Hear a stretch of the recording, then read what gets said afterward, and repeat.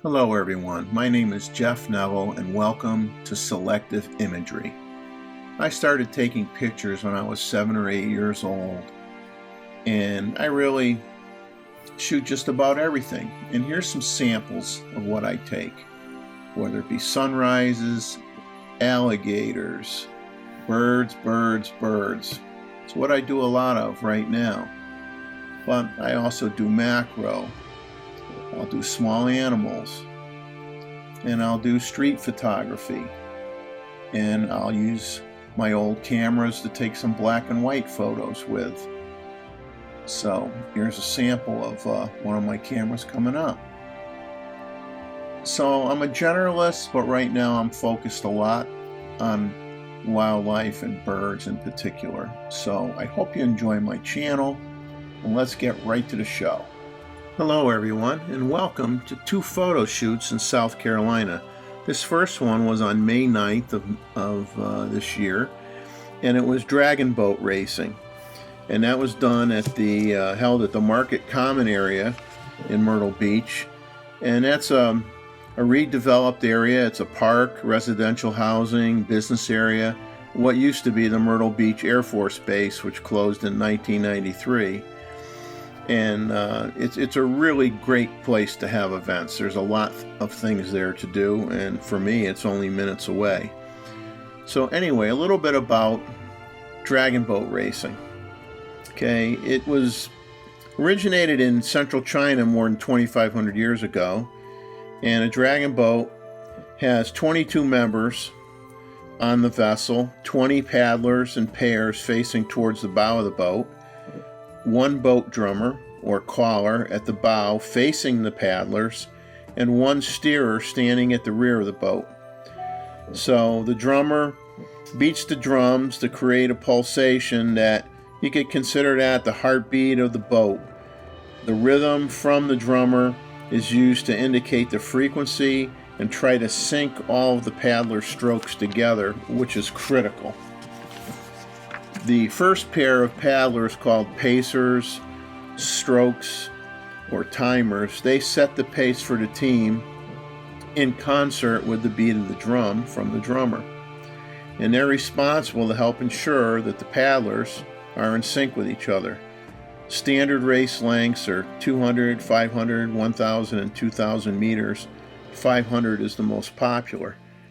In the United States, it's kind of caught on from various corporations that use it for team building exercises within their business units, and they'll usually buy a boat.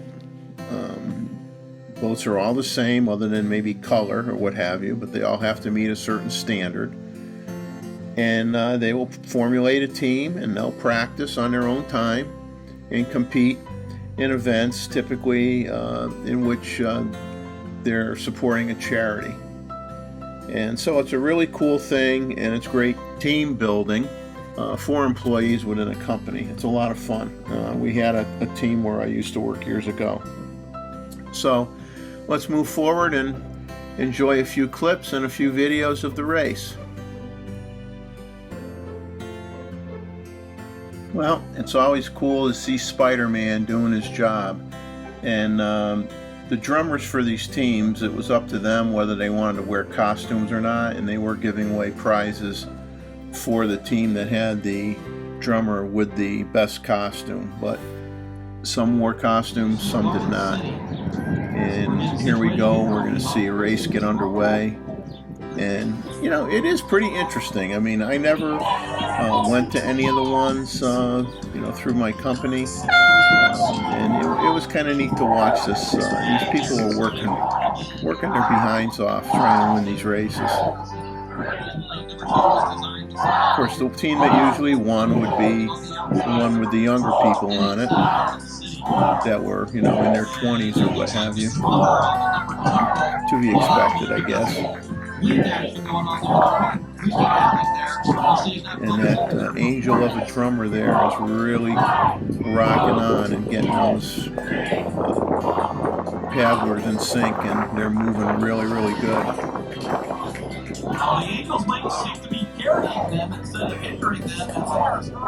But it's definitely fun to watch.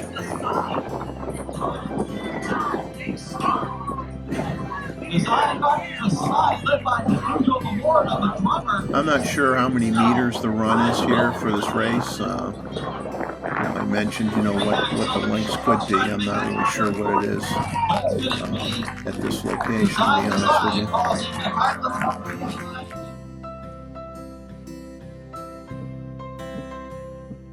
Here we have a few more still photos.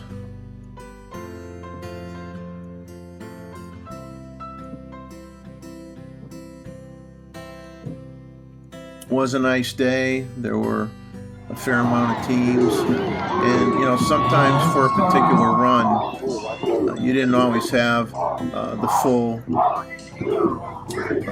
amount of teams that you could have. In this case there were only 3 on this run, and as you can see, one team is really way ahead of everybody else. So I just kind of focused on filming them.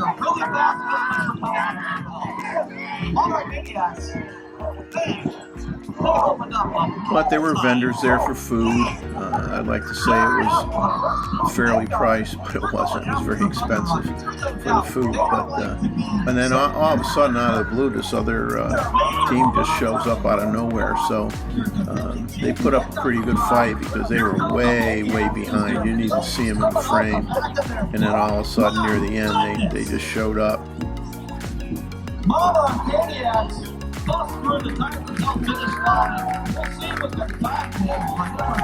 But everybody who participated, really had a great time, and as you can see, you have the little bridge that goes over the man-made lake here, and there were a lot of people there. There were a lot of activities that day in the park, so a lot of things going on.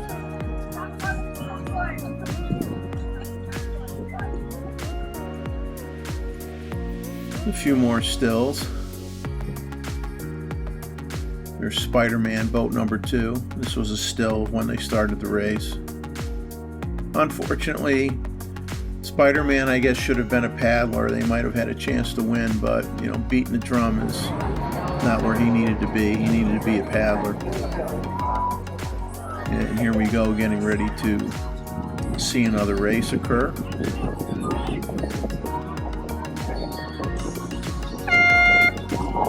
Here we go.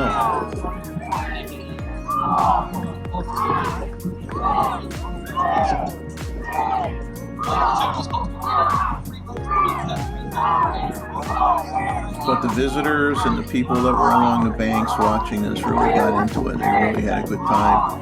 And I wasn't really so sure how I was going to react to it, but I did enjoy it. I had a good time as well. My wife enjoyed it quite a bit.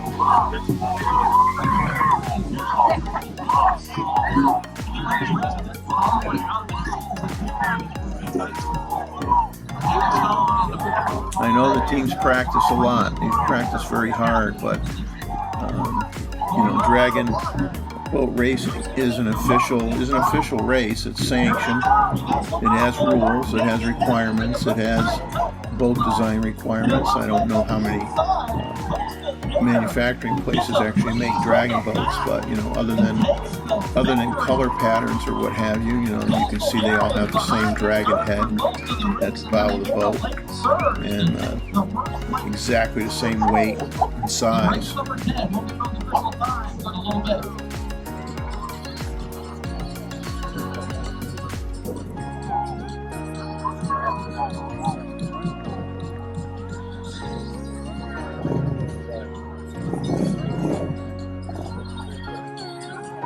We'll have a few more still shots coming up here.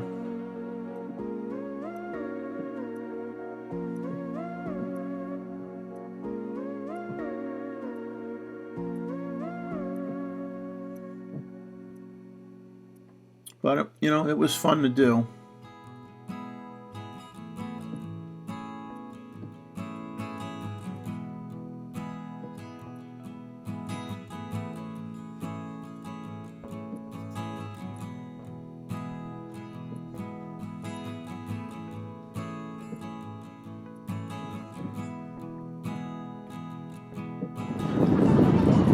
getting ready for another race here.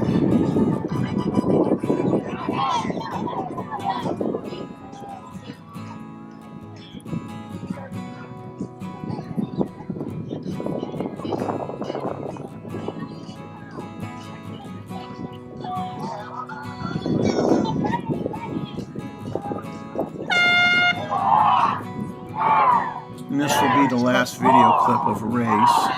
I mean, I did do a few more, but I don't want this video to be excessively long. And I think you'll, at least get an idea of what this is about. So if you hear about something like this in your community as a fundraiser, I'd recommend go out and enjoy the day and get a few pictures.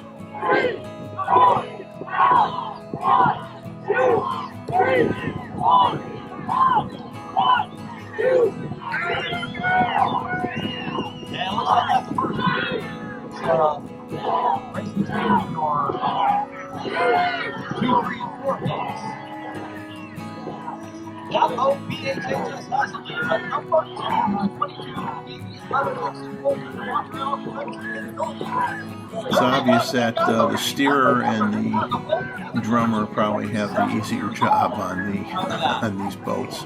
The paddlers, it's tough on the arms. We will see the official results.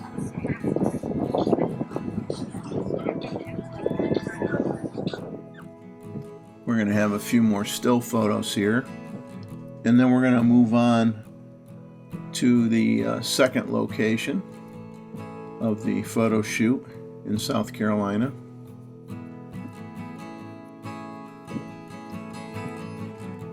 And you can see from that sign in the previous image there, who the sponsor was, what they were supporting.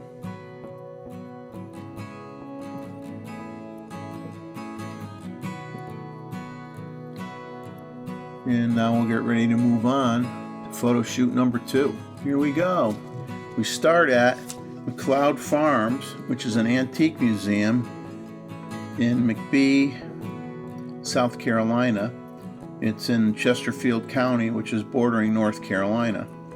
And it's located next to a roadside market. It's a working farm, family farm, antique tractors, various ages, fire trucks, as you can see right here in these pictures. And it's an amazing place to visit. I mean, this is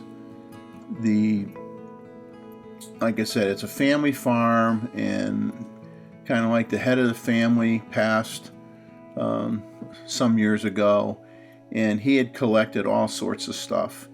And as you'll see in all these pictures, and these are just all stills, I didn't shoot any video, and you're going to see the wide variety, everything from old military jeeps, different types of trucks and cars that are in beautiful condition. And he collected everything, and I give credit. Here's a 46 Chevy. To the left, you'll get a better view of that in a second, a 57 Hudson. And I give a lot of credit to the family for not selling this stuff. And it costs nothing to go into this museum and look at all these fantastic automobiles and cars and trucks alike, and the amazing signage. And I mean, there is everything in this place that you could want to see, and I highly recommend that you see it. I mean, I live in Myrtle Beach, and it's just a tad over 2 hours for me to get there from my house. Well worth the drive, and even George Jetson approves of this vehicle, Rambler. Old carriages, and you'll find old pedal cars and pieces of furniture, and there's some of the pedal cars there behind the John Deere tractor. And there's cases throughout the facility with collector bottles in it. Here's a Model A Ford, And these cars are in phenomenal shape, and they are all in running condition. They all are maintained by the family. Old cash registers. I mean, you can't imagine how old some of these are. I mean, everything you can imagine. Old tea kettles. And of course, you're going to find your share of John Deere equipment in some of these pictures, being a farm and all. 1930 Lincoln, that's a beauty.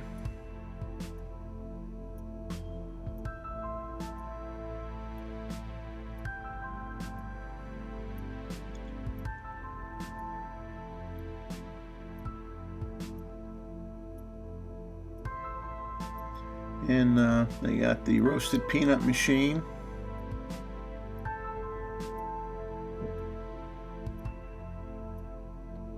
You can see some old adding machines here, calculators, typewriters. You know, to the right of the car here, you got dolls in a cabinet. You got all sorts of signage. The Charlie Weaver bartender. My uncle had one of those. It was much better shape than that, but it was really a fun gadget when I was a kid. Ford Galaxy, the blue one here.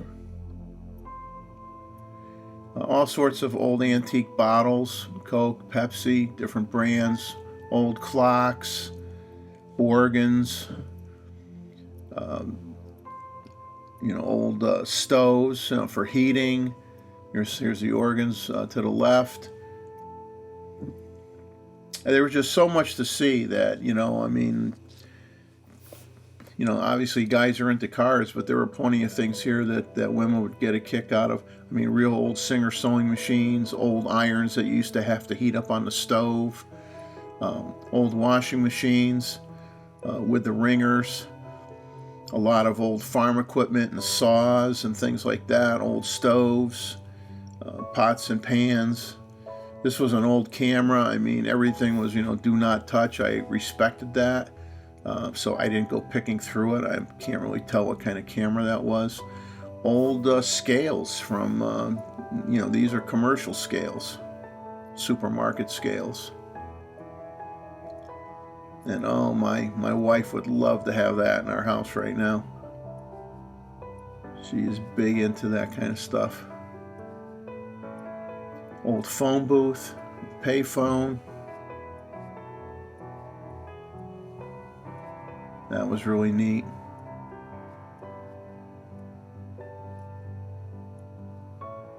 You know, really nice cars.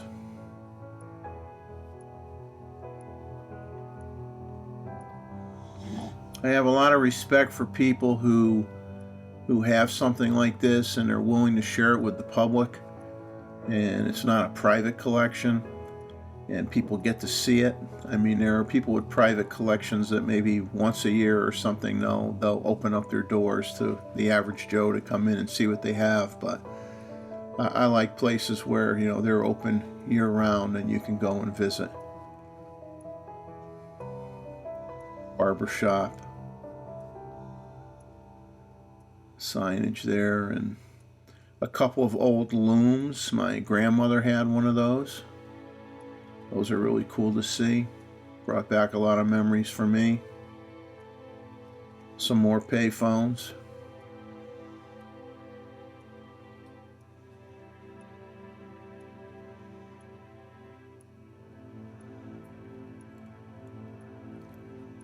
But this is really worth a stopover by anybody. And I'm talking real old phonographs. This is the cylindrical recording device. And Victrola, another old brand phonograph. Not as old as the previous one, though. You know, some old dispenser machines for sodas and snacks. You know, I mean, everything was in here. Even some old cameras. You could see some brownies in there, and some rangefinder cameras, some movie cameras. Decided to do a black and white on this image.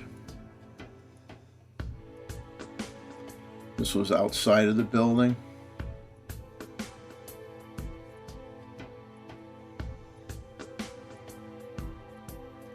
This was an international delivery truck, as it says on the sign, circa 1913.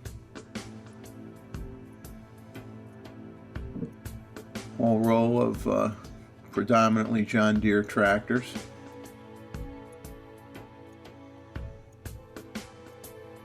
And you could go inside and like I said, it's a running farm. You got frozen foods, you got pies, you got steaks. You have a restaurant, you can order some food, which we did and had lunch there, reasonably priced, excellent food. Walk around some parts of the grounds a little bit.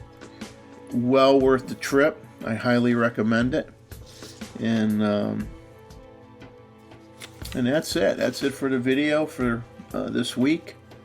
And I wish everybody well. Go out and get some great photos. Enjoy life. Capture some of it. Please subscribe if you haven't subscribed to my channel. I would greatly appreciate it. Give me a thumbs up and a like, and share with your friends. And like I said, more importantly, get out there and get some of your own pictures that you can hang up on your wall. Take care. God bless. Have a good one.